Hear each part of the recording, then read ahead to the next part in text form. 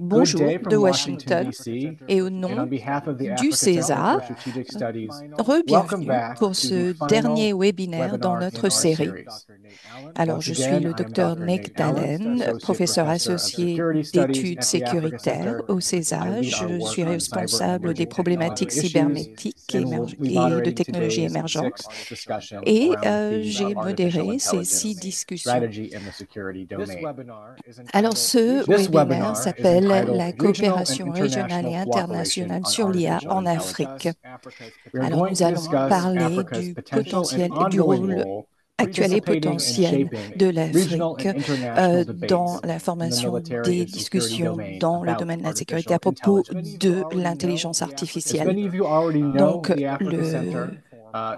ces webinaires sont éclairés par notre mission de faire progresser la sécurité en Afrique en accroissant les connaissances, en fournissant une plateforme fiable pour des partenariats à long terme pour s'adresser à ces défis sécuritaires qui font face à l'Afrique. Pour des informations supplémentaires, s'il vous plaît, consultez notre site web africacenter.org. Il y a aussi des informations supplémentaires à propos de ce webinaire sur ce site web, ainsi que des enregistrements des webinaires précédents. Et celui-ci sera affiché peu de temps après la conclusion de ce webinaire. Alors, sur les derniers 5 webinaires, j'espère que ceux qui ont pu assister à tous ces webinaires commencent vraiment à comprendre ce qu'est l'intelligence artificielle, ses opportunités, ses défis, comment elle transforme le paysage sécuritaire de l'Afrique, les applications potentielles, les risques et les bonnes pratiques quand on pense à comment adopter des politiques par rapport à l'IA dans le domaine de la sécurité en Afrique. Aujourd'hui, nous allons en fait prendre un peu de recul et nous focaliser sur le rôle plus général de l'Afrique dans les relations internationales et régionales, sur l'utilisation de l'IA pour des objectifs de sécurité. Alors, étant donné la rapidité de l'évolution de l'IA et le grand nombre d'études de cas, on vient vraiment de commencer à parler de normes mondiales, de règlements, etc. à propos de l'IA. Cependant, sur les 5 dernières années, nous avons vu la croissance et le développement de beaucoup d'efforts provenant de l'Union africaine, la stratégie continentale sur l'intelligence artificielle et les réponses dans le domaine militaire à un effort qui s'appelle REAIM, R-E-A-I-M, géré par la Corée du Sud aux Pays-Bas et avec une participation forte de la part du Kenya.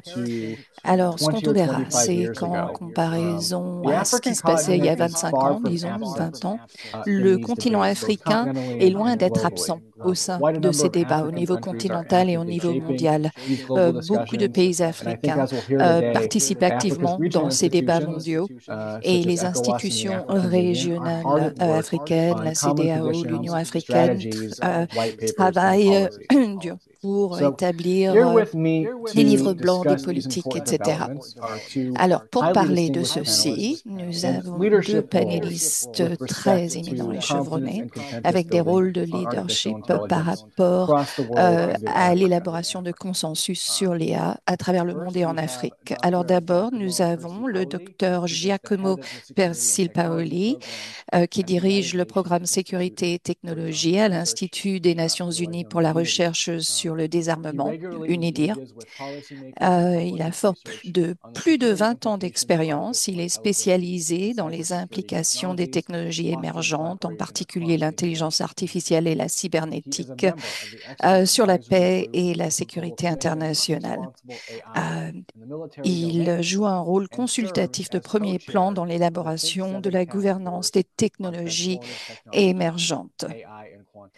Et avant de rejoindre l'UNIDIR, il était directeur associé chez RAND Europe, où il dirigeait le portefeuille de la science, technologie et innovation. Ensuite, nous avons le docteur Barbara Glover, qui est une ardente défenseuse de la science, de la technologie et de l'innovation en Afrique. Elle dirige actuellement le programme du groupe de haut niveau de l'Union africaine sur les technologies émergentes à l'Agence du développement de l'Union africaine, NEPAD. Et donc, elle s'efforce de mettre les avancées scientifiques au service du développement durable du continent. La passion du docteur Glover réside dans la promotion des efforts de collaboration qui tirent parti de la technologie pour avoir un impact positif dans divers secteurs. Alors, bienvenue à tous les deux. Nous sommes ravis de vous avoir avec nous ici. Alors, on va commencer avec vous, docteur Paoli. Il y a beaucoup de choses qui se produisent au niveau mondial par rapport au rapport pour établir un consensus sur les normes, les principes, les bonnes pratiques et les accords internationaux par rapport à la gouvernance de l'IA dans les domaines militaires et de la sécurité. En tant que chef du programme de technologie de UNIDIR, vous avez un très bon point de vue. Alors, pouvez-vous nous parler de ces efforts pour renforcer la confiance et développer des normes pour l'utilisation de l'IA dans les domaines des forces armées et de la sécurité? Alors, merci beaucoup pour votre invitation et pour cette opportunité de parler pendant cet événement qui est très intéressant. Et j'ai hâte d'entendre la discussion qui aura lieu après mes propos. Alors, quand vous regardez comment la gouvernance de l'IA dans le domaine militaire a évolué, c'est vraiment quelque chose qui s'accélère et qui s'est accéléré sur ces dernières années. Donc, la gouvernance de l'IA, ces discussions à propos de ceci ont commencé il y a un nombre d'années, mais plus récemment, mais on a vu que auparavant il y avait les applications militaires et de sécurité étaient exclues du champ de ces débats. Aussitôt qu'on parlait de la sécurité nationale, de la gouvernance, à chaque fois à l'époque, autrefois, la compréhension de la technologie n'était pas encore suffisamment développée pour que les gouvernements puissent s'engager en tant que groupe sur ces problématiques de la gouvernance de l'IA par rapport au domaine militaire. Depuis, et surtout depuis 2023, quand les Pays-Bas ont championné l'initiative dont vous avez parlé au premier sommet mondial sur l'IA dans le domaine militaire, on a commencé à voir des changements. Ça a commencé à évoluer à différents niveaux. La gouvernance de l'IA dans le domaine militaire est actuellement une intervention à multiples niveaux. Et il y a un nombre croissant de gouvernements qui commencent à développer des stratégies nationales sur l'IA, surtout par rapport aux applications de sécurité et de défense. Et il y a aussi des efforts régionaux qui cherchent à faire de même. Et il y a aussi euh, des efforts internationaux tels que REAM, REAM, intelligence artificielle responsable dans le domaine militaire. Donc ces efforts, ce genre d'efforts qui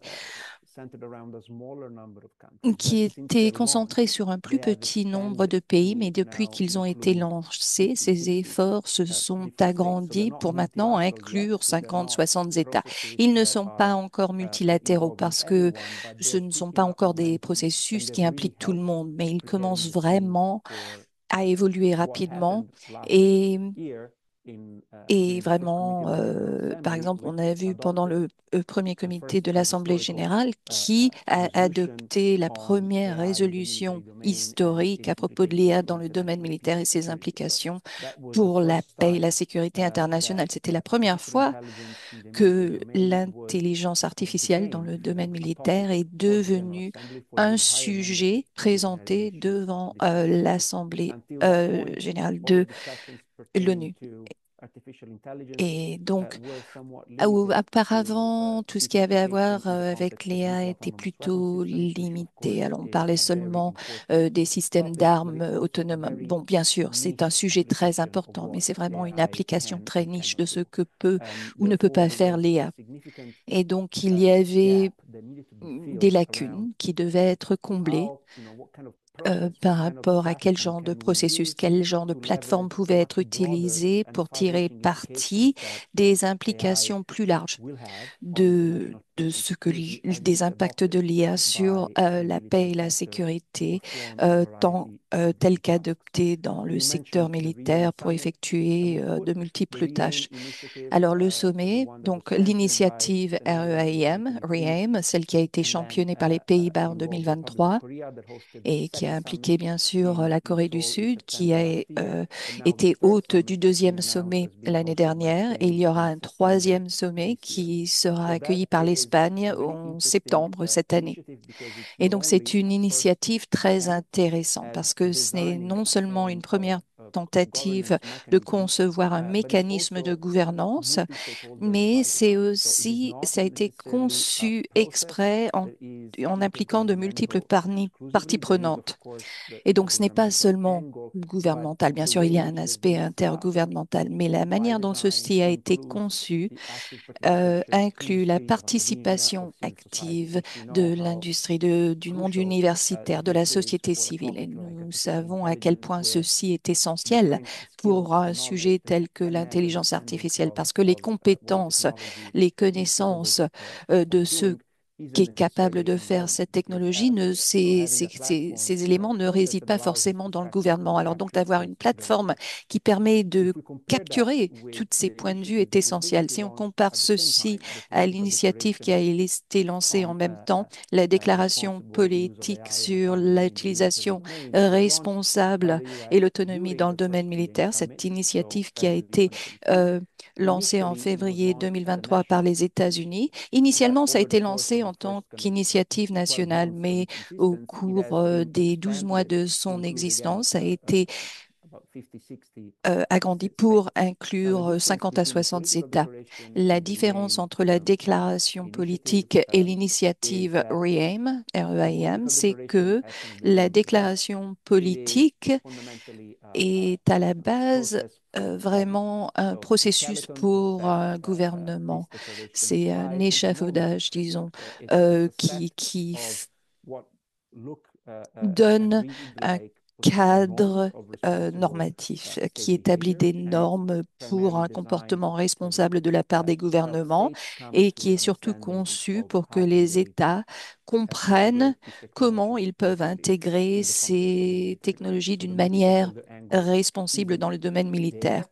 Donc, il n'y a pas cet aspect multipartite avec de multiples parties prenantes. C'est vraiment et ceci met en exergue la création d'un cadre normatif. Et je pense que c'est une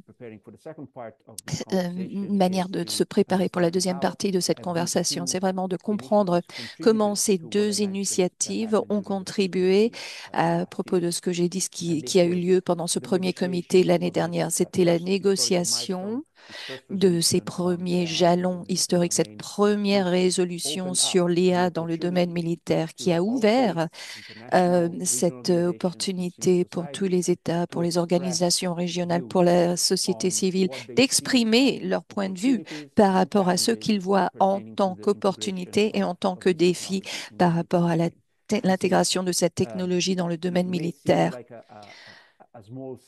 Ça pourrait sembler être une petite étape à l'échelle de toutes les ambitions à ce sujet, mais c'est une étape importante euh, par rapport à comment ce sujet s'est retrouvé sur le programme politique de l'Assemblée générale, où tous les membres ont eu accès à cette discussion et qu'on voulait une plateforme sur l'IA, y compris dans le domaine militaire, pour inclure toutes les voix, tous les points de vue.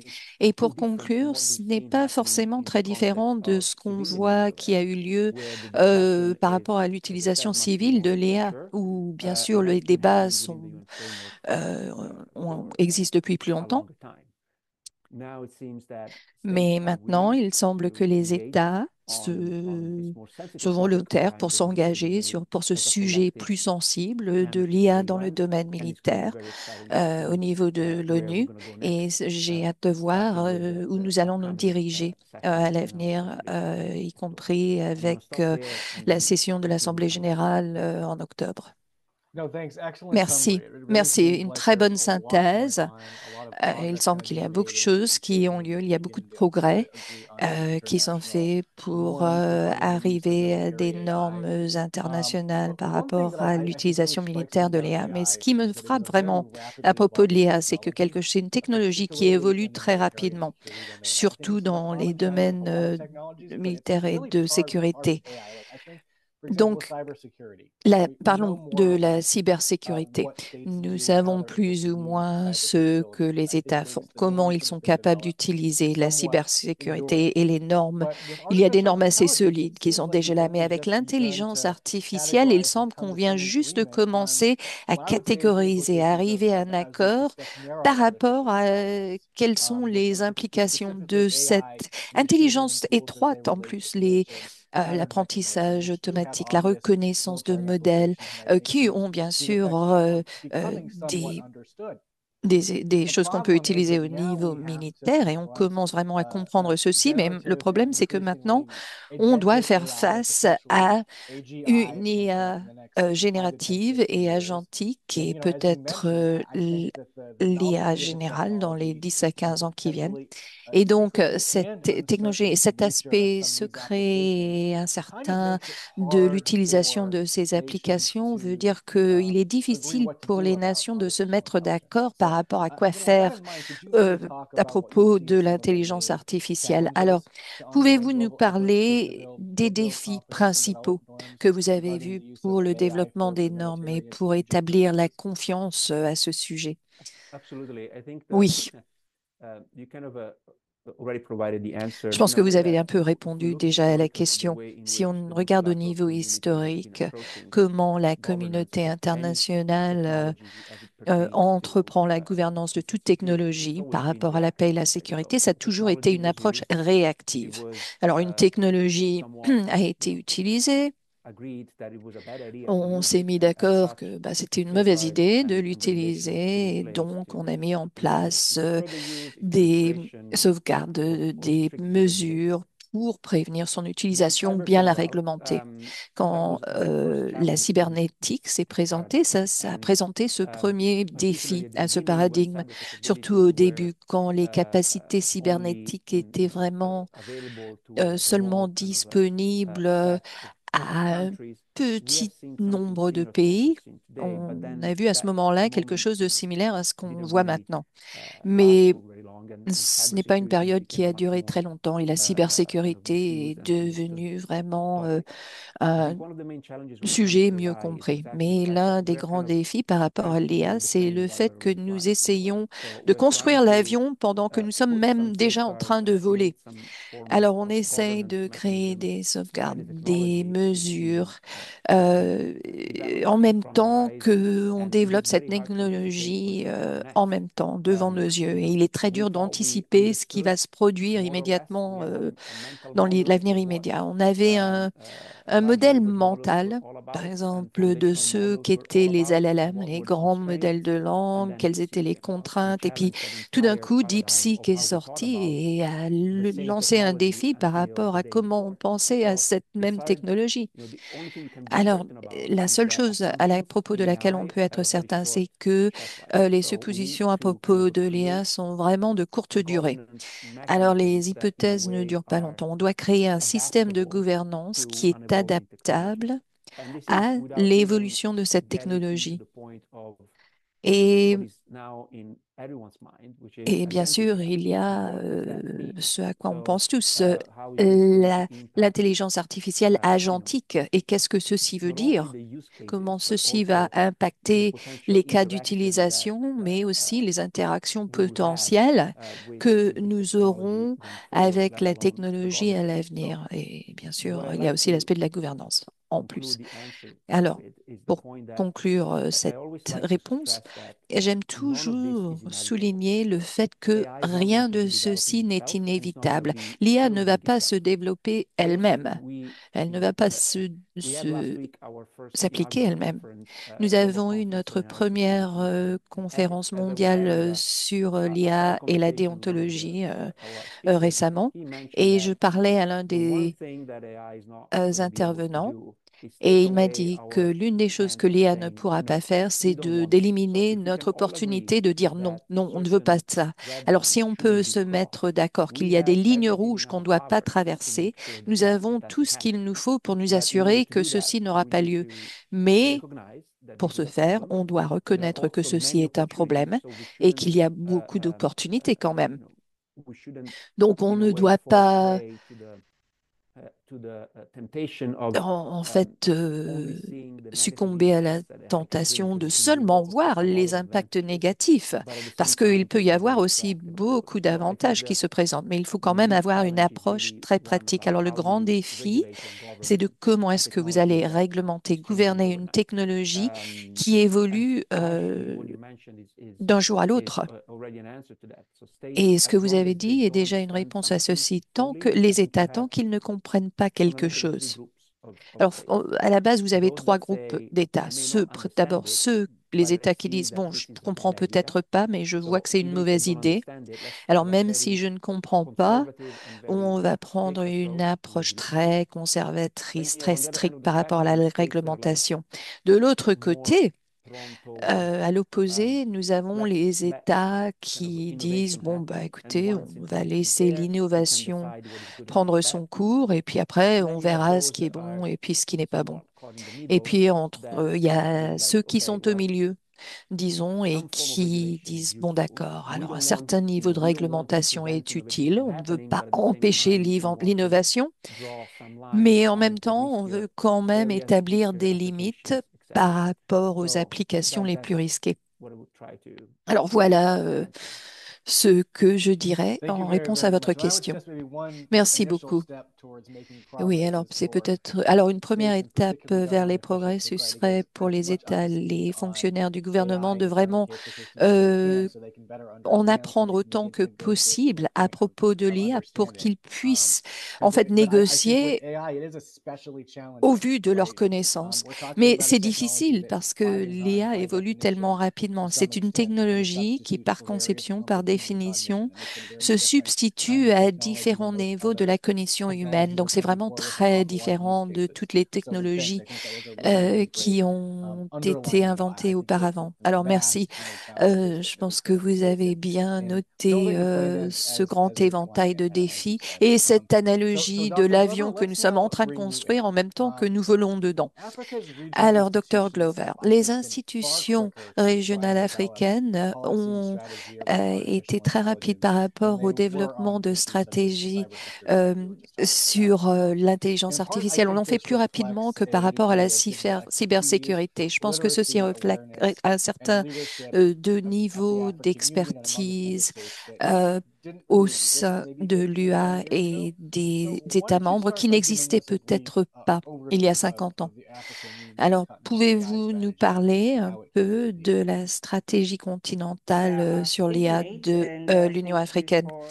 Alors, merci de m'avoir invité. J'ai vraiment aimé cette première question et réponse. Alors, la stratégie continentale de l'UA a été adoptée au mois de juillet 2024 par le Conseil exécutif. Et c'est vraiment un document très important parce que nous sommes l'une des premières régions à faire ceci. C'est l'idée de former les approches du développement de l'IA sur le continent. Nous sommes guidés par la vision de l'agenda 2063. C'est un modèle pour l'Union africaine pour l'avenir, imaginant que sera l'Afrique en 2063, incluant certaines aspirations, établissant certains objectifs à atteindre. Alors, il y a bien sûr les ODD africains.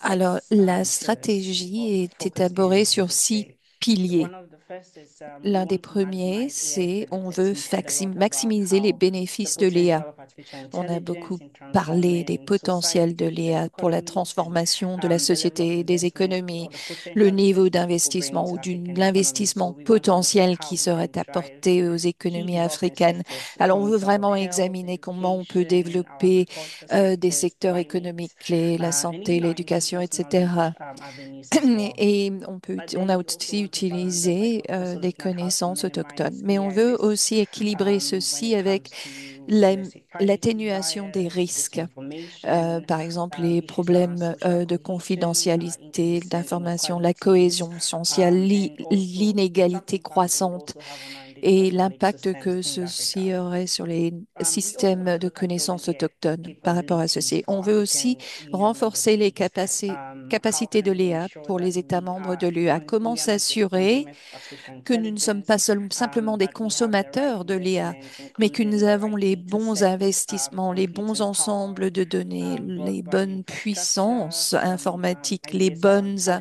development and infrastructures, also our le R&D développement des ecosystems. talents And et then de one other recherche et de focus area développement. is looking at Et promoting regional aussi, un autre endroit où on coordination, se international focalise, c'est cooperation. la That's why I very much love coordination the de theme of la this webinar, coopération régionale et how we can internationale. C'est enhance pour ça que Africa's j'aime le thème de position ce in some of webinaire. the global Comment AI peut faire governance progresser discussions, la position and de also l'Afrique accelerating investment. dans I think ces it's a discussions technology that internationales? requires Et bien sûr, considerable amount of l'investissement. investment C'est une beyond technologie qui requiert preparing un niveau traditional élevé systems, d'investissement. how we can look at Alors, innovative financing comment and also strengthen examiner des some approches public-private novatrices pour le partnerships financement in et Africa, encourager and des then looking partenariats also at publics-privés en inclusive Afrique governance et and some aussi of the examiner une regulatory frameworks that gouvernance are important to inclusive harness some of these emerging pour technologies. vraiment tirer Of parti de course, ces rooted technologies in our African émergentes. values, Alors, au human sein de nos dignity and valeurs self-ethical africaines, de considerations as la well. dignité humaine, et bien sûr, il y a des Beyond the considérations focus areas, there déontologiques. are a number of policy Au-delà action de areas, ces éléments, il y a about 15 of them. I'll just il name y a une those. quinzaine d'actions Promoting politiques à national AI entreprendre, par exemple strategies, la ensuring that promotion a de majority of stratégies African countries have nationales national sur AI l'EA, strategies, s'assurer que la plupart des looking at pays ethical africains auront des standards, stratégies nationales, user les education of regulatory normes sandboxes, éthiques, looking at euh, algorithmic transparency as les, well, les and also, transferts most importantly, algorithmiques AI skills development for our et le youth. développement de I think one thing compétences that sur l'EA parmi nos distinguishes jeunes. our L'une continental des choses strategy as qui Africa is distingue how we notre look for stratégie best or continentale en people-centered Afrique, c'est in the que way the nous nous strategy has been concentrons, developed. We want centrons to les ensure choses that we are sur preserving African values and l'individu, les culture. gens, pour s'assurer que And nous so there are préservons certain les valeurs strategies within africaines, the la culture strategy that promotes africaine. this. Et il y a des We are interventions guided dans by what we notre call the stratégie qui promeuvent Ubuntu ceci. philosophy. Nous It is sommes a guidés par philosophy la that states that philosophie I am Ubuntu, because you are. qui dit And we que want to ensure that je we suis parce implement que vous agenda êtes. recommendations Et in donc, nous everything voulons que powerfully nous together. assurer que dans So maybe to toute summarize that, recommandation tient en compte que I nous think that these faisons, strategies nous Africa prenons soin les uns declaration that des autres. we don't Et just donc want la to be consumers of déclaration AI, we want to be dit que nous ne co-creators, voulons pas seulement we want être to des be consommateurs contributors, de we want l'IA, to nous be voulons être custodians of des AI co-créateurs, technologies, and we want des to gardiens reflect des some of our development technologies values de l'IA and human et, values as et well in garder en tête les artificial valeurs intelligence systems. humaines. Thank you. Thank you very, very much. Merci beaucoup. Une chose que je pense est absent dans la stratégie de l'IA par conception même, et une des raisons pour laquelle vous avez pu faire cela si rapidement, beaucoup de la discussion sur l'IA, il y a les implications sécuritaires pour l'Afrique, comme Paola l'a dit, le manque de compréhension et de exactement quelles sont les implications sécuritaires dans ce développement rapide de la technologie. C'est une question peut-être difficile que pour vous, mais est-ce que vous voyez des aspects concernant l'utilisation de l'IA dans le domaine des militaires sur le continent africain qui pourraient s'aligner avec des stratégies? La question est-ce qu'il y a des façons par lesquelles vous voyez que les intérêts des pays de l'Afrique pourraient s'aligner ou bien être contraires aux intérêts de ces pays ou So de la you're région right. ou I d'autres think parties there du was a monde? deliberate Oui, je omission of pense que some of c'était these un manque discussions délibéré around the regulatory use of AI. concernant I think les it's because it discussions reflects how vis-à-vis les sensitive militaires some of et these l'IA. defense Ça matters are, reflète la and also the sensibilité fact that we justement de need ce to have domaine. a broader Il faut continental aussi consensus vraiment se on pencher, these avoir un issues consensus continental avant de ne décider des politiques. Mais je pense qu'il y a des domaines où on peut quand même se mettre d'accord en tant qu'Africain lorsqu'il s'agit de l'utilisation de l'intelligence artificielle. Par exemple, pour ceux qui connaissent la charte africaine sur les droits de la personne, on souligne la dignité humaine et l'innovation de même. Et je pense que cela ouvre en quelque sorte une conversation pour assurer qu'on a le contrôle humain de l'IA militaire, mais en ce qui concerne la surveillance, la prise de décision, qu'on fasse cela axé sur l'approche humaine. Et puis nous avons aussi la possibilité de dire non et cela peut former les politiques et les décisions. On peut aussi se pencher, voir l'IA comme étant, de voir cela cas par cas dans le déploiement de l'IA dans la logistique, de maintien de la paix, dans la cartographie humanitaire, la sécurité frontalière et tous les systèmes de détection, de protection et pour bien adhérer aux normes internationales. Un défi, je pense, de l'IA, c'est justement les questions cybernétiques, de la désinformation, et notre stratégie adresse certains de ces défis, à savoir comment on peut les adresser de même. Il y a aussi le défi de l'intégrité lorsqu'on utilise l'IA pour des processus électroniques, comment cela peut impacter la stabilité et internationale. On peut voir des accords régionaux pour voir comment on peut utiliser les informations dans les opérations, dans les discussions de souveraineté de même. Et puis, on respecte aussi à l'Union africaine la souveraineté des données, les questions concernant la gouvernance et donc les priorités des États africains sont différentes parfois des pays plus avancés du point de vue technologie, par exemple.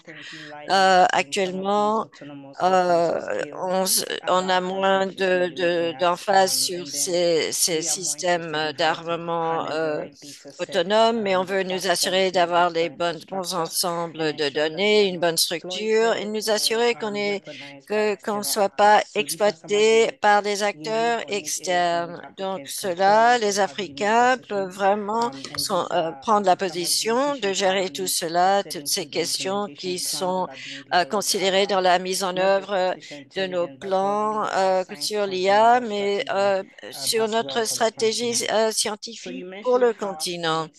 Vous avez mentionné comment les États de l'Afrique peuvent contribuer à la discussion de la gouvernance de l'IA militaire. Il y a trois domaines où on peut le faire. Tout d'abord, lorsqu'on se penche sur la stratégie continentale qui parle de la participation africaine dans la gouvernance de l'IA, c'est très important pour nous. On apporte une voix importante dans ces discussions qui sont basées dans les valeurs humaines.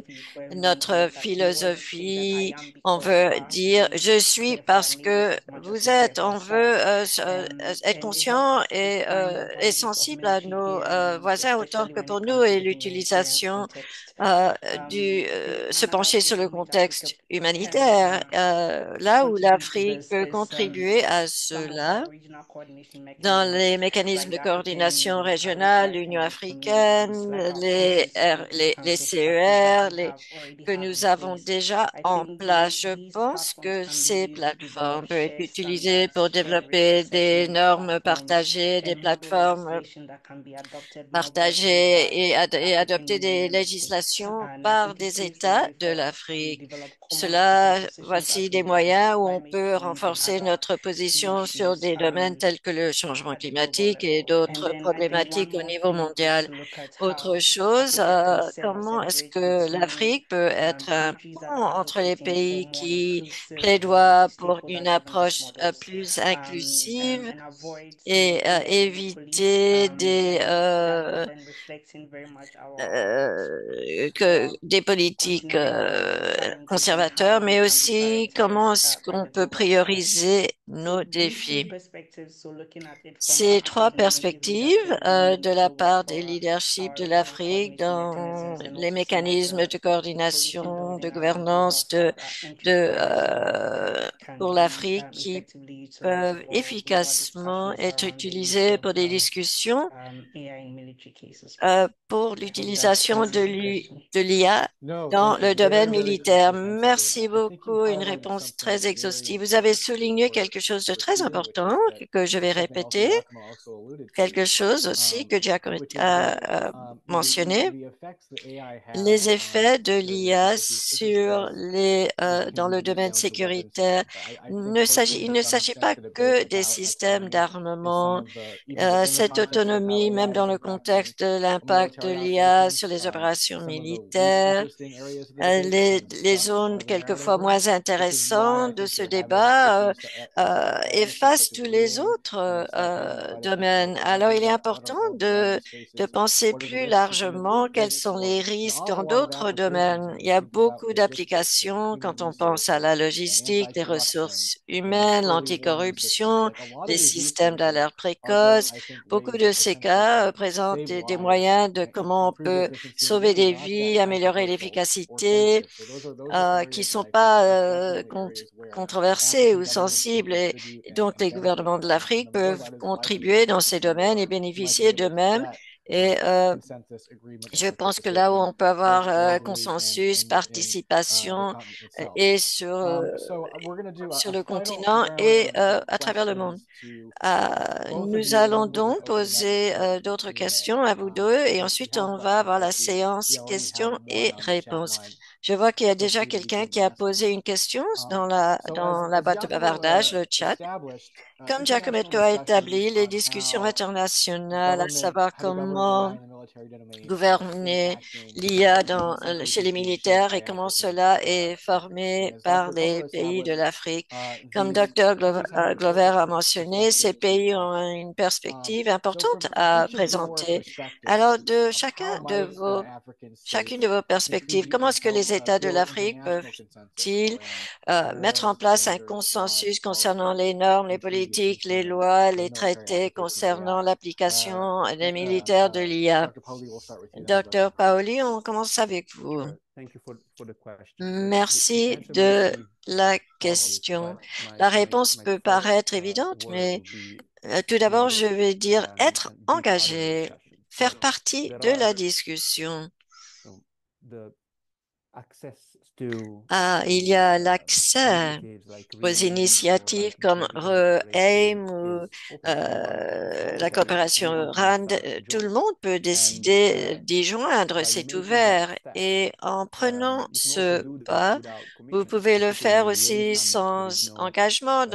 Au sommet de RE-AIM, il n'y a pas d'obligation. Ces échanges ne vous engagent à rien, mais cela vous donne une meilleure connaissance de ce qui est discuté et l'opportunité d'alimenter dans ces discussions, de présenter votre perspective régionale et de façon plus formelle. Malheureusement, la date délai est très bientôt, au mois d'avril, mais le secrétaire des Nations Unies a demandé de préparer un rapport qui va résumer quels sont nos points de vue des États de l'IA dans le domaine militaire. On a demandé aux États par les organisations internationales de partager ces points de vue.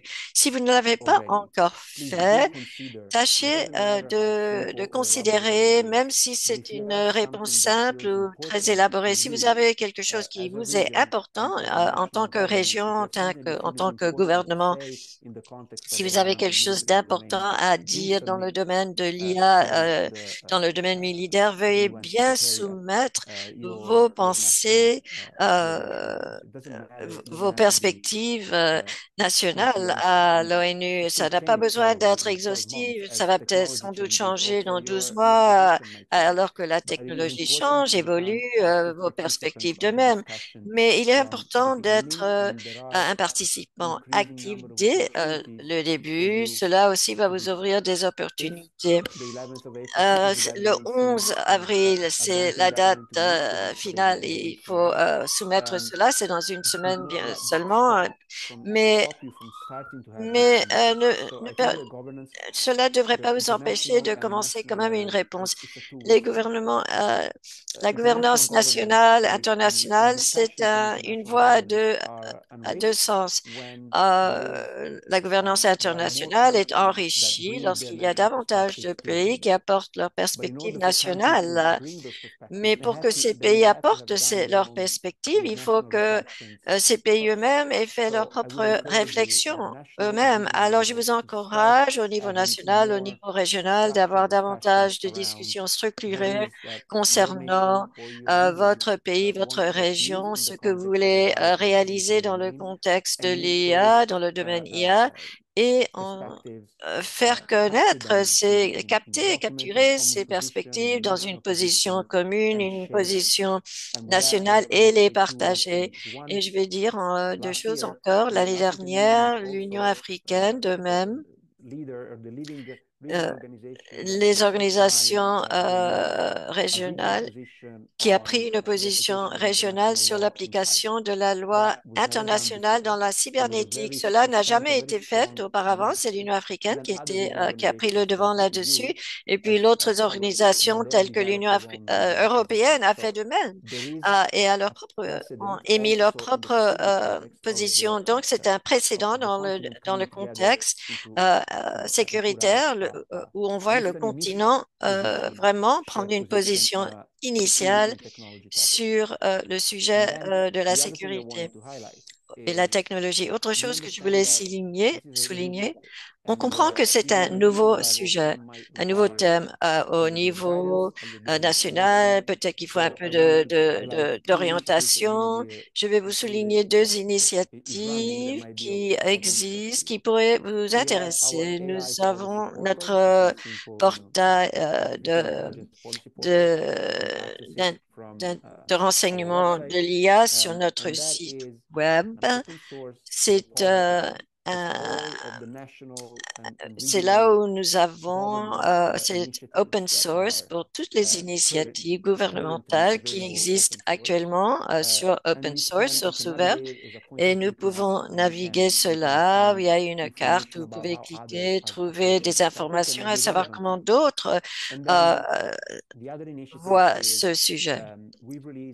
Et puis, une autre initiative, nous avons des lignes directrices qui peuvent vous être utiles. Une première ligne directrice, à savoir comment rédiger une stratégie de l'IA nationale sur le sujet notamment de la défense et de la sécurité.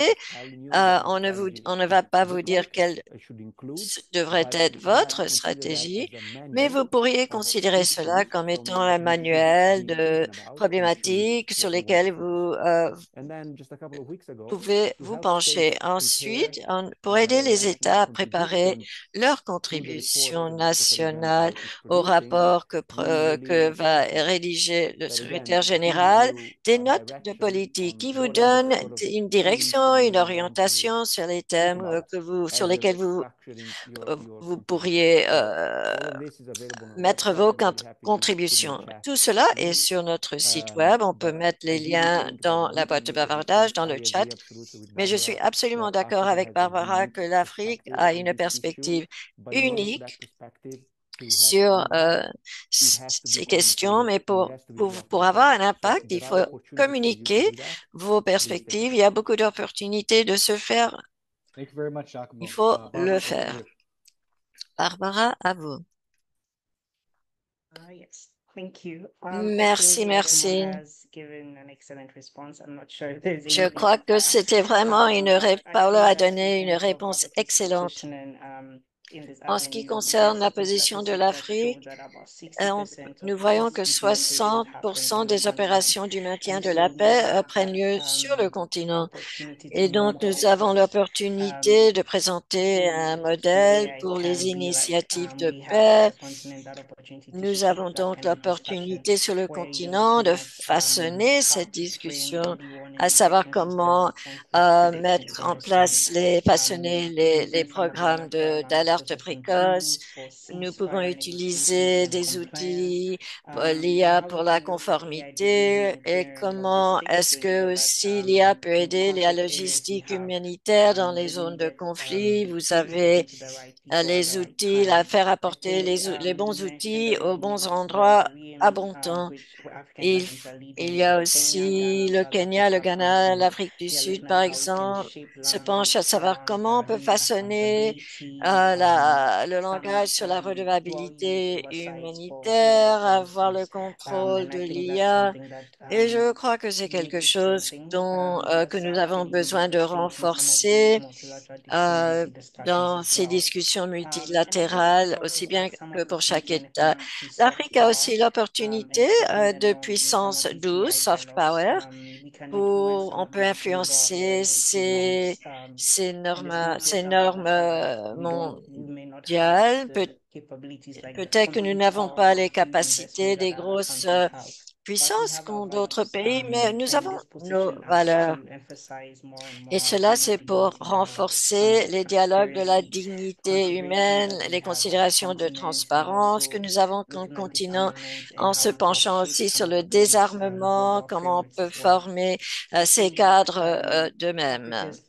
Je pense que l'Afrique, lorsqu'il s'agit des discussions nucléaires, des traités sur nous avons eu l'expérience par le passé aussi de faire partie de ces discussions dans le domaine de l'IA. Voilà, je vais m'en arrêter là.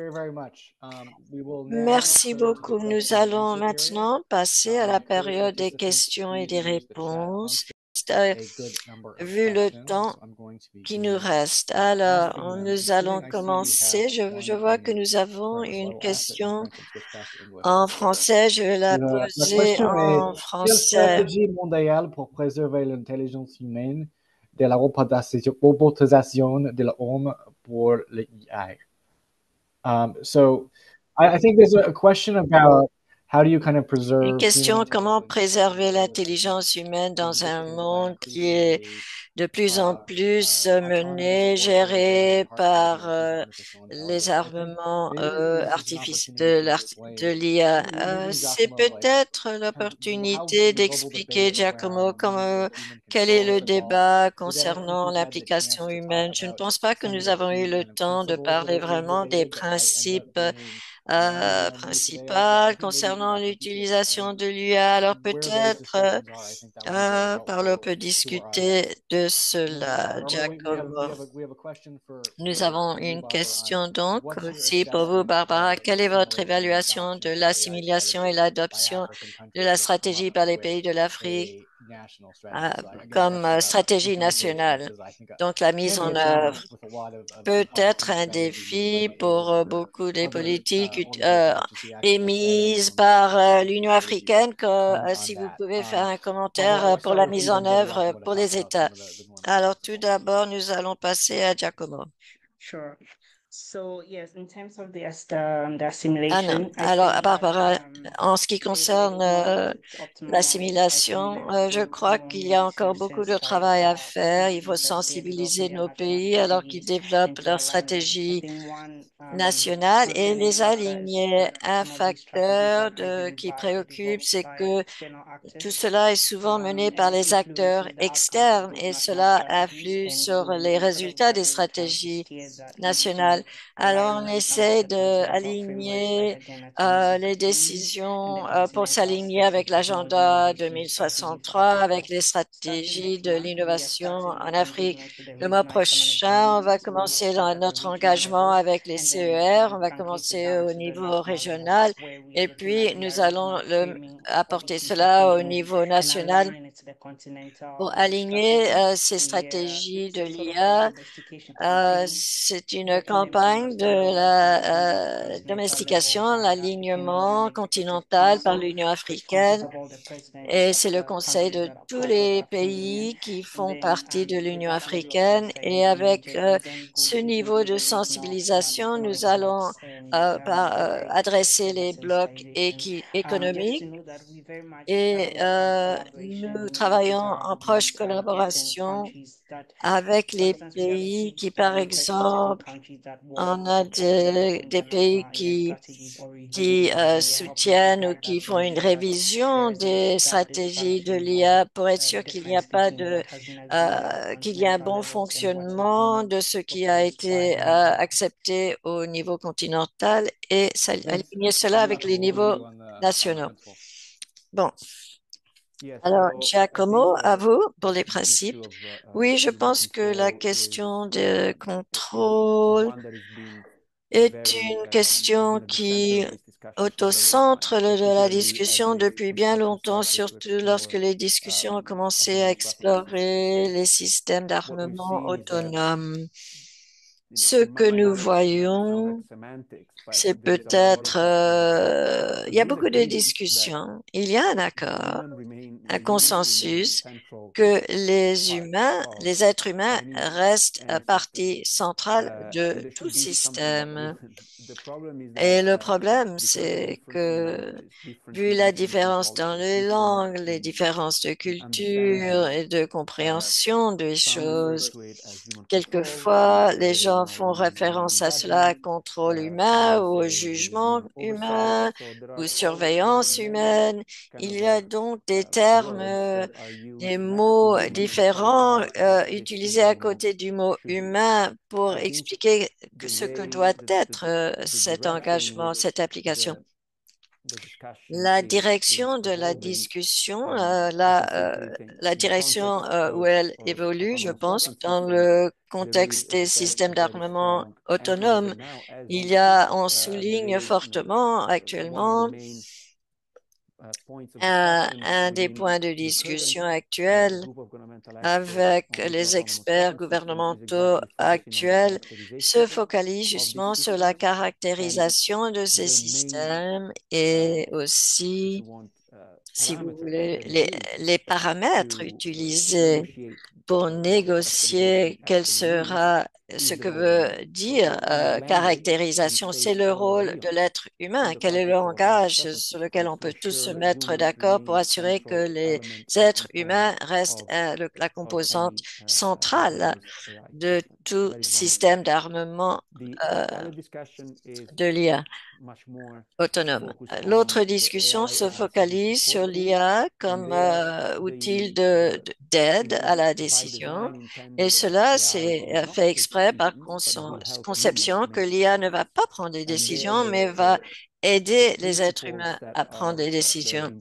Et les principes qui ont été discutés, c'est surtout concernant de calibrer la confiance qu'ont les humains dans les systèmes autonomes, donc la confiance dans les machines parce que avec le biais que la machine connaît mieux, ou bien de l'autre côté, que cela, les algorithmes, les biais dans les préjugés dans les algorithmes peuvent être dangereux. Alors, le manque de confiance dans l'IA parfois. Il faut donc gérer la confiance, équilibrer la confiance que mettent les êtres humains dans les machines et il faut une compréhension fondamentale, une formation, une éducation fondamentale pour que les êtres humains puissent comprendre à quel à quel niveau faut-il faire confiance à l'IA?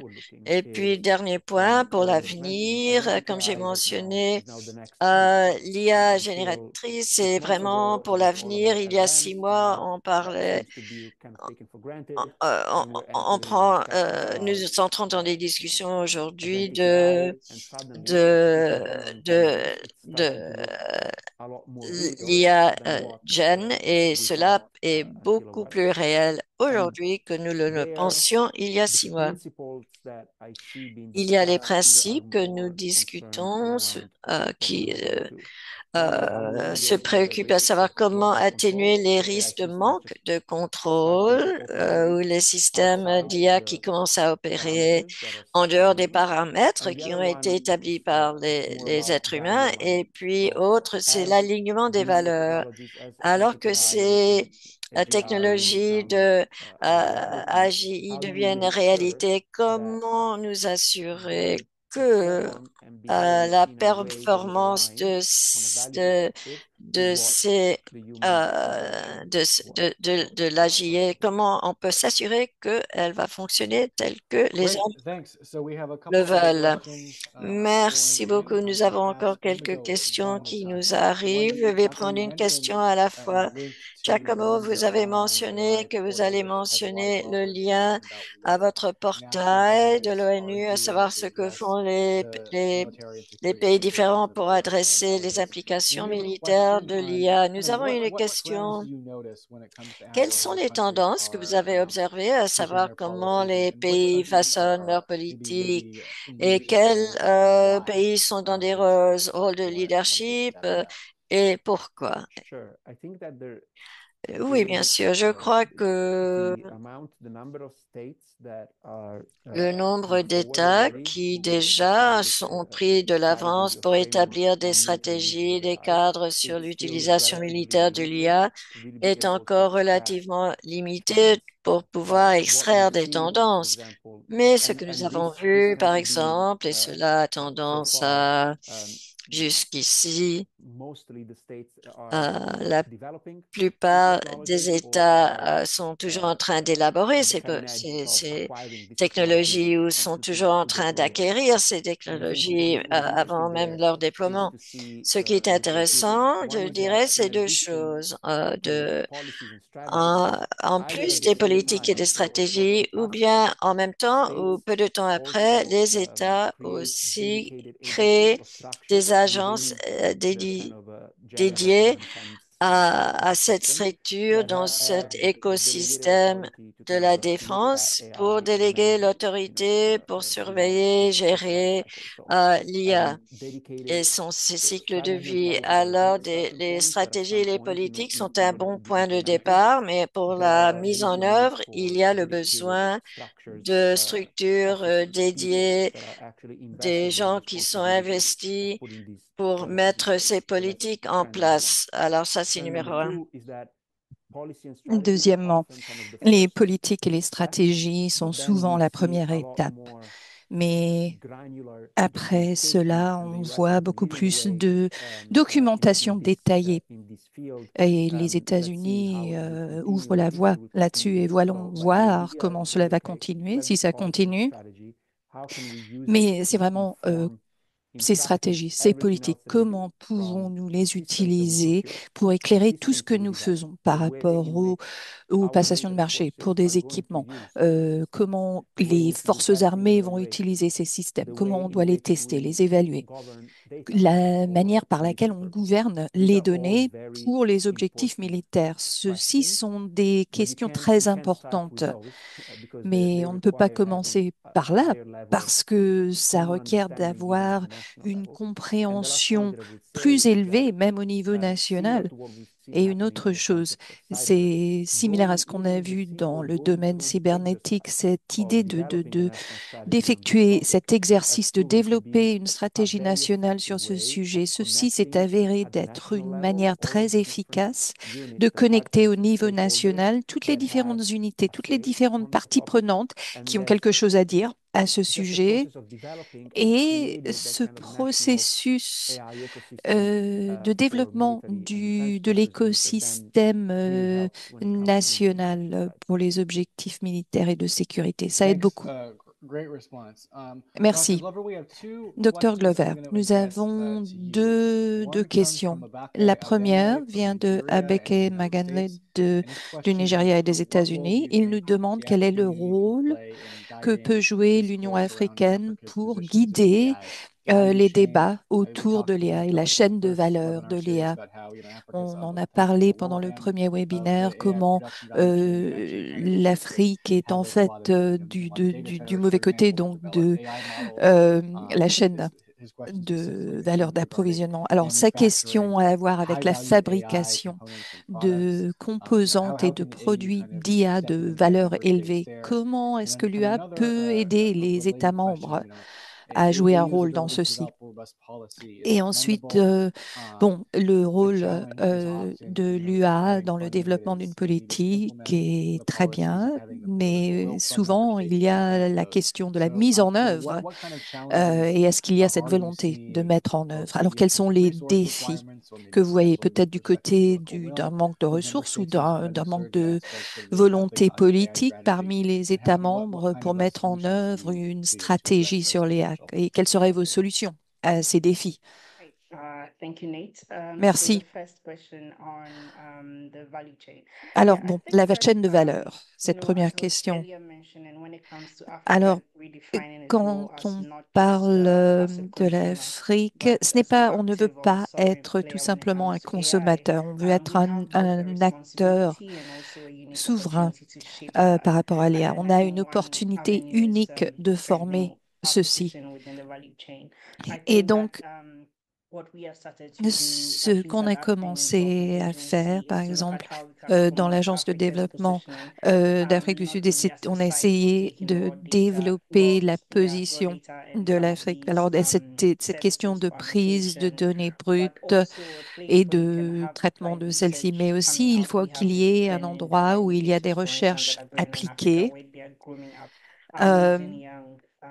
Il y a des programmes où on enseigne de jeunes spécialistes talentueux et bien sûr le développement de modèles d'IA, des innovations qui reflètent nos langues africaines parce que les systèmes actuels ne reflètent pas nos langues actuellement. Et donc cette position stratégique en tant qu'agence de développement, c'est quelque chose que nous efforçons vraiment de faire et aussi d'agrandir le dialogue par rapport à l'investissement sur l'infrastructure parce que ceux-ci sont les plus grands défis qui font face aux personnes novatrices et bien sûr la capacité informatique dans le développement de certains outils de l'IA et les interventions de sécurité nationale sur le continent et le danger d'avoir à externaliser certains de ces efforts en dehors du continent. Alors, nous avons fait un appel pour un investissement plus grand dans ces centres. Alors, nous avons publié un livre blanc que je vais mettre un lien dans le chat.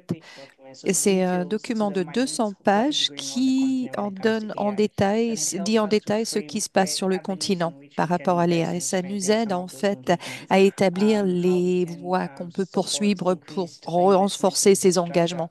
Comment renforcer l'investissement dans l'infrastructure et notre engagement avec les décideurs politiques et créateurs de politique. Dans ces débats, on parle de pourquoi on devrait investir dans l'IA. Parce que c'est une question qui est évidemment posée. Et on s'engage avec eux d'une manière active pour en fait faire évoluer ces normes et cette compréhension de l'IA et de ne pas en fait prendre du retard dans ces étapes actuelles. Bon, ça semble progresser plutôt lentement parce qu'on se compare à des économies très développées, mais je pense que c'est prometteur et il y a un niveau d'intérêt croissant de la part des gouvernements par rapport à ce besoin d'infrastructures qui vont soutenir ces systèmes d'IA à travers le continent et avec les bons dialogues, les bonnes conversations, les bonnes idées de la part d'experts, y compris ceux dans cet auditoire, on pourra former ces stratégies d'une meilleure manière et obtenir une participation plus active de la part de nos gouvernements pour fournir des solutions à ce problème. Merci. Alors, une chose que j'aimerais ajouter, il y a des recherches de sciences sociales très intéressantes qui argumentent que quand on parle de l'adaptation aux évolutions technologiques, il y a deux facteurs qui ont un rôle. D'abord, le coût, à quel niveau de coût, et aussi les exigences organisationnelles pour mettre les choses en œuvre. Et ce qu'on voit souvent, c'est que les grandes puissances ont déjà des éléments qui sont déjà établis. Et ça veut dire qu'ils peuvent rapidement tenir en compte ces évolutions. Et donc, quand on parle des pays africains dans cet espace, on doit reconnaître qu'il y aura des lacunes par rapport aux ressources, à la richesse des pays. Et donc, dans la chaîne de valeur de l'IA, on peut obtenir de très bons résultats en utilisant des outils qu'on utilise carrément en magasin, très simples. Par exemple, la Chine a produit son modèle DeepSeek pour un coût minime comparé à ce qu'a dépensé les États-Unis sur ces mêmes choses. En Afrique, il y avait une société qui s'appelait Robots Mali qui a utilisé ChatGPT pour créer des histoires anglaises qui étaient pertinentes à leur programme scolaire.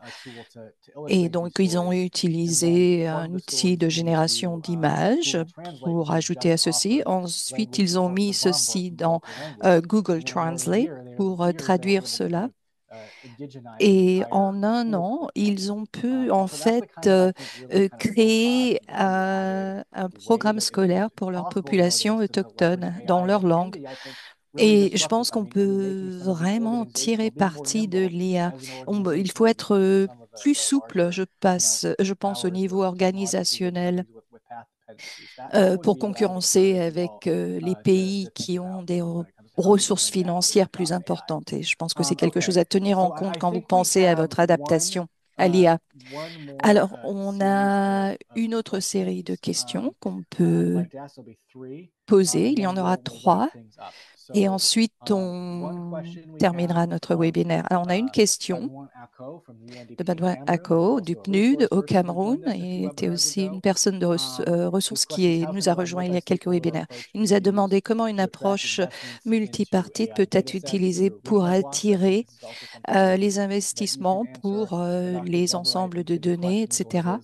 Et Dr. Glover, ce sera pour vous. Quelles sont les opportunités, quelles sont les valeurs ajoutées potentielles qui seraient présentes pour ces infrastructures, etc. Surtout si c'est des investissements plus chers. Par exemple, les investissements dans les centres de données, les data centers, on en a vu des investissements au Kenya. Alors ensuite, je vais passer au français parce qu'on a une question. L'interprète s'excuse, elle n'entend plus l'intervenant. Mon Internet a décidé de se déconnecter tout d'un coup. Alors, je vais poser cette question. Je vais passer au français pour poser la question et je reviens vers l'anglais dans quelques instants. Ok, donc, Madame Glover vient de souligner les opportunités de l'application de l'IA, mais les continents africains présentent quelques faiblesses, comme les faiblesses de l'analphabétisme, par exemple. Quel garde-fou la stratégie prévoit pour la protection des populations vulnérables en Afrique? C'était soumis par le 20 décembre de Ankara, Turquie. Okay, so the question is kind of Alors, quelles sont les sauvegardes pour protéger les populations vulnérables dans la stratégie continentale?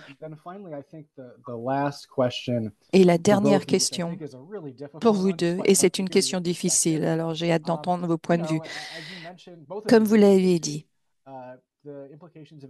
les implications de l'IA dans le domaine de la sécurité ne sont pas forcément bien comprises et certaines sont très secrètes. Par exemple, on voit l'IA utilisée dans les drones et les systèmes d'armes autonomes et d'après ce que je comprends, bon, c'est utilisé pour des objectifs de navigation, dans certains cas pour le ciblage, mais les pays ne le disent pas de manière explicite. Alors, étant donné cet aspect du secret par rapport à ceci, est-ce que ceci ne pose pas une entrave par rapport à la coopération et la collaboration? Je vais aborder la première question et ensuite on passera à la question difficile.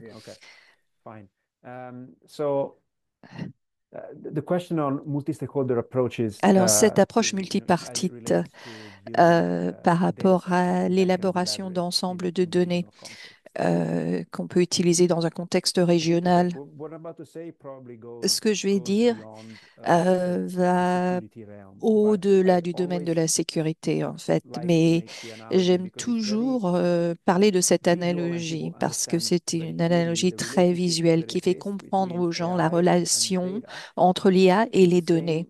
Cette relation est la même que celle qui existe dans le domaine de sécurité physique entre les armes légères et les munitions. On ne peut pas faire grand-chose avec l'un sans avoir l'autre. Donc, l'IA, c'est vraiment une technologie très puissante. Alors, pour la déployer de manière non seulement efficace, mais pour minimiser, atténuer les risques de l'IA faisant des choses qui peuvent nuire, ça doit être testé, formé et évalué sur des ensembles de données qui sont aussi similaire que possible au contexte dans lequel on va déployer cette IA. Alors, du point de vue régional, et ceci s'applique à l'Afrique et aux autres parties du monde, cette capacité de travailler dans un contexte avec de multiples parties prenantes pour créer non seulement les données qui vont être utilisées pour former, entraîner ces modèles. Et ces entraînements de modèles ont lieu à différents moments. D'abord, dans les premières phases, alors au niveau fondationnel, et vous avez besoin d'énormément de données pour entraîner votre modèle à ce niveau-là. Mais maintenant, on voit de l'entraînement pour ce dernier kilomètre. Vous avez un modèle fondationnel qui est développé pour des objectifs plus généraux, mais quand on passe à un contexte plus précis, plus régional ou à un champ spécifique, on lui donne des données spécifiques à ce contexte. Alors, vous avez besoin des données à ce moment-là parce qu'autrement, vous avez le risque de déployer un modèle qui a des préjugés, qui est mal formé et qui, donc, ceci aura un impact sur sa performance. Alors, donc ça, c'est la première partie qui est importante. Mais la deuxième partie, c'est il faut aussi avoir des cadres de gouvernance des données plus forts. Alors, donc, une fois que vous avez cela, vous voulez protéger ceci, gérer ceci d'une manière sûre, qui respecte les droits humains. Parce que autrement, vous vous retrouvez avec ce trésor numérique plein de données qui peut être utilisé et s'il n'est pas bien réglementé, peut vous exposer à de nouveaux problèmes et d'effets nuisibles. Alors, il faut vraiment travailler avec la communauté des parties prenantes pour générer ceci, pour que vous puissiez former, entraîner ces modèles sur la région qui vous est spécifique. Mais il faut aussi établir un bon cadre de gouvernance des données pour vous assurer que ces données sont protégées. Thanks, Dr. Glover. Merci, Dr. Glover. Merci. Je crois pour renforcer cela, il faut voir comment on se penche sur la protection, les problématiques de la souveraineté nationale. Il y a des stratégies qui ne vont pas être partagées en public et c'est compréhensible parce que les pays protègent leurs intérêts nationaux, mais il faut quand même avoir les bonnes normes déontologiques en place qui protègent votre pays.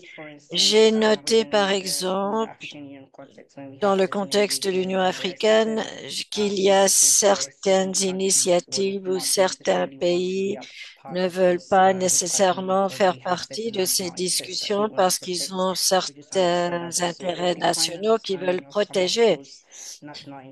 C'est compréhensible.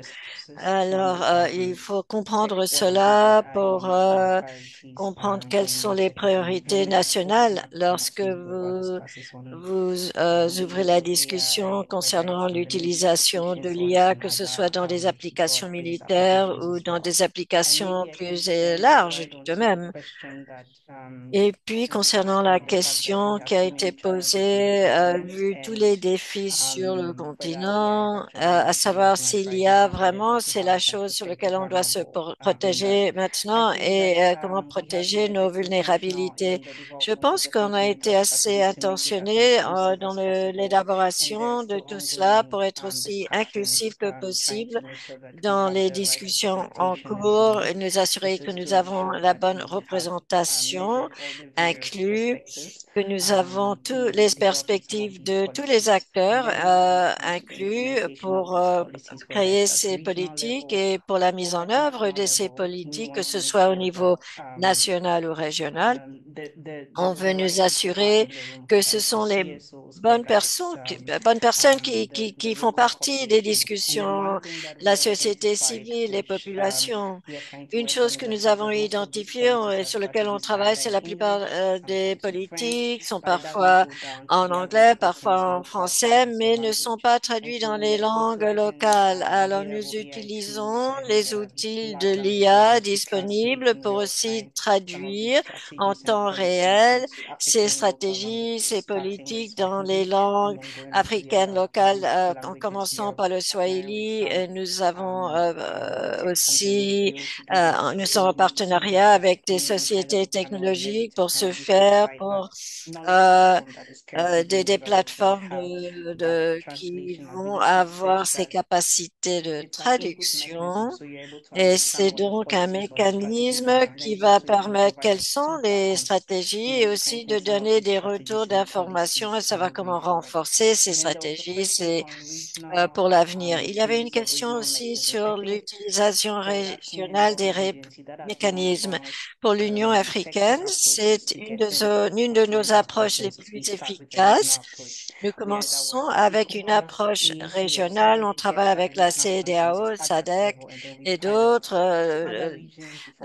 Et puis, on va dans d'autres régions. C'est vraiment une approche importante d'utiliser les mécanismes régionaux, des gens qui ont une compréhension plus commune, plutôt que d'une approche de plus de 50 pays. Ils peuvent mieux définir quelles sont leurs perspectives. Et une fois au-delà de cela, on peut passer à une autre région, etc. Donc, cela est commençons le mois prochain. On va commencer à engager les CER sur cette stratégie continentale pour avoir leurs apports et leurs perspectives sur ces questions. Je crois que j'ai répondu à toutes les questions. Avez-vous des derniers mots à partager avec nous avant de passer à la dernière question. Ma dernière pensée basée sur un de vos commentaires, c'est que l'Afrique est dans une position unique lorsqu'il s'agit de l'IA, à savoir comment utiliser des outils à prix bas pour rencontrer, faire face à nos cibles informatiques sans nécessiter une grande infrastructure coûteuse. Par exemple, les systèmes de banque mobile que nous utilisons, on n'utilise pas les systèmes bancaires, on utilise des applis on a pu donc passer à côté pour que les personnes, la population normale ait accès à ces opportunités. Il y a aussi des outils de plaidoyer pour que les gens se penchent sur l'innovation d'une perspective plus pratique. Et on peut toujours contribuer au débat de l'IA. Je vais mettre dans le chat un lien à des initiatives concernant l'IA pour ceux qui sont intéressés de participer dans ces débats, dans ces dialogues à l'avenir. Merci. Merci. Veuillez bien partager ce lien dans le chat. Giacomo, le dernier mot est à vous. Est-ce que vous avez une conclusion, des dernières pensées? Comment gérer la nature secrète de l'IA? Oui, c'est une question très importante. Je crois qu'il y a quelque chose, vu la non-transparence de la technologie qui est combinée avec d'autres motivations qui peuvent exister au sein des États et de l'industrie. En particulier, si nous parlons de EB News comme étant, pour avoir des systèmes autonomes, les drones par exemple, il faut toujours se demander pourquoi. Pourquoi est-ce que les forces militaires se penchent même sur les drones comme option? C'est parce que le champ de bataille est de plus en plus dénié.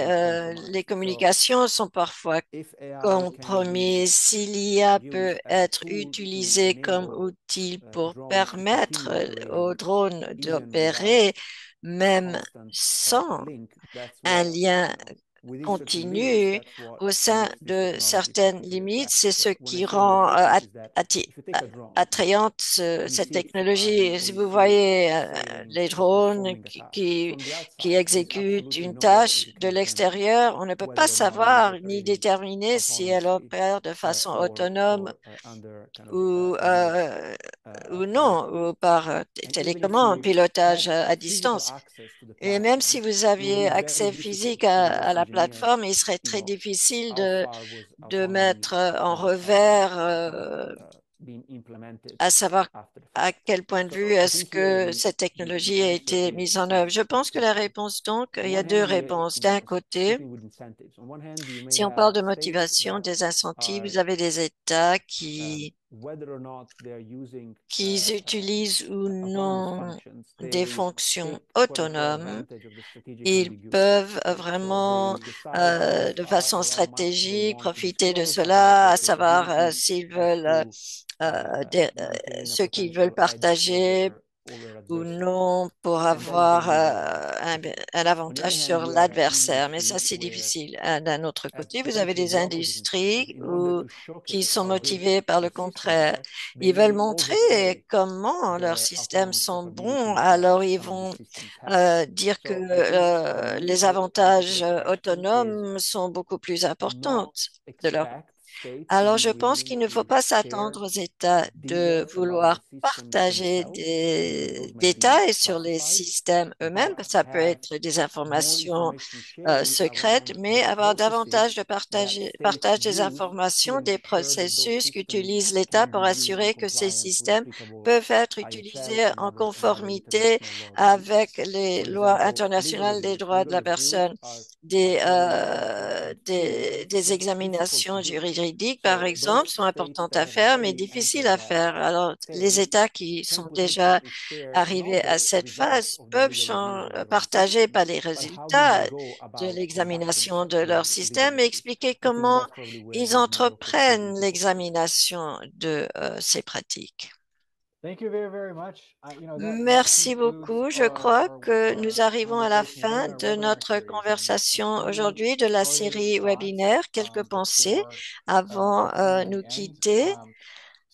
Alors, je crois qu'une des choses que cette discussion a surligné pour moi, c'est la rapidité avec laquelle l'IA évolue et les défis pour arriver à des consensus dans le gouvernement. Nous avons d'un côté l'infrastructure des parties prenantes internationales. L'Union africaine a été rapidement mise en œuvre une stratégie. C'est un développement positif. Une chose que je soulignerais au point de Giacomo concernant la dynamique publique-privée du développement de l'IA, ce domaine est différent de d'autres domaines concernant l'IA de militaire. C'est que beaucoup des technologies plus sensibles sont menées par le secteur privé. On peut réitérer ces technologies pour la vendre et ça explique aussi l'innovation rapide de la technologie. Cela ouvre des opportunités pour les États qui ne sont pas des superpuissances d'adopter, d'utiliser cette technologie de l'IA. Et donc, ça mène à mon deuxième point. Ce que je vois peut-être contrairement à il y a 30 ans, 40 ans, il y a beaucoup d'opportunités pour les leaderships des pays de l'Afrique et dans le domaine de l'IA militaire. Nous en parlons de beaucoup aujourd'hui. Nous en avons beaucoup parlé. Comment bénéficier de l'IA pour des buts non militaires. Je dirais même des systèmes d'aide à la décision, si on peut utiliser l'IA pour informer la décision, peut-être pas prendre la décision pour vous. Ça, c'est une distinction très importante à faire. Comme Dr. Barbara a mentionné, il y a beaucoup de technologies différentes qui peuvent être utilisées gratuitement. Tout ce qu'il faut, c'est un tout petit peu d'expertise et de connaissances. Et ça mène à mon troisième point. Je pense que les pays, les institutions qui vont être les mieux préparées pour bénéficier et gérer l'IA pour des buts militaires ou autres, c'est ceux qui vont vraiment s'auto-éduquer à savoir comment utiliser ces technologies. Il y a beaucoup de ressources, il y a beaucoup d'opportunités de formation. Vous avez besoin de personnes au sein de votre gouvernement, de parler aux personnes du secteur privé pour mieux comprendre ce que sont les technologies de l'IA, ce dont elles sont capables, comment elles peuvent être appliquées pour des buts stratégiques et militaires et autres. Il y a beaucoup de défis, certes, mais il y a aussi beaucoup d'opportunités. Je voudrais remercier Dr. Paoli, Dr. Glover d'avoir partagé leurs riches connaissances concernant les opportunités et j'espère que vous allez tous réfléchir plus profondément à savoir où vos pays, où vos institutions régionales s'insèrent dans ces débats concernant l'IA militaire et où et comment on peut continuer à façonner la conversation concernant les normes et les politiques pour assurer que l'IA soit utilisée pour le bien. Merci beaucoup de la part du CESA et de nos anciens. Je remercie les panélistes pour vos réflexions aujourd'hui. Je vous souhaite tous une bonne après-midi. On espère vous engager dans l'avenir avec d'autres sujets peut-être parce que nous avons vraiment fait une étude approfondie de l'IA, une série merveilleuse. La discussion d'aujourd'hui et des autres webinaires seront affichés sur notre site web. Vous pourrez voir toute la série. En attendant, passez une bonne après-midi, une bonne soirée et à bientôt.